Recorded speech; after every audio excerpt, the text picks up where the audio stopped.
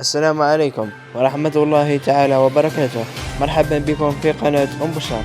ذكرت قناة الحياة بأن رئيس الفاف تلقى ضمانات من المحاميين الذين كلفهم من أجل متابعة قضية اتحاد العاصمة في هيئة محكمة التحكيم الرياضية. وقال اثنين من المحاميين لوليد صادي أن هناك أخبار إيجابية من هيئة التحكيم الرياضية، وأن الجديد سيعرف قبل موعد مواجهة نهائي كأس الكاف بين نهضة بركان والزمالك المصري. وحسب المصدر ذاته، قد أكد المحاميان لوليد صادق أن ملف اتحاد العاصمة سليم وقوي، وأن مراسلة الفاف المحررة يوم 16 أبريل تخدم الاتحاد كثيرا.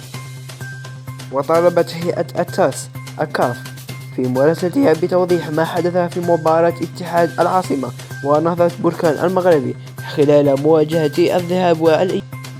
ويعتبر فريق اتحاد الجزائر فائزا في قضيته أمام نهضة بركان والاتحاد الإفريقي، وذلك بقوة القانون واللوائح التي ينص عليها الاتحاد الدولي لكرة القدم.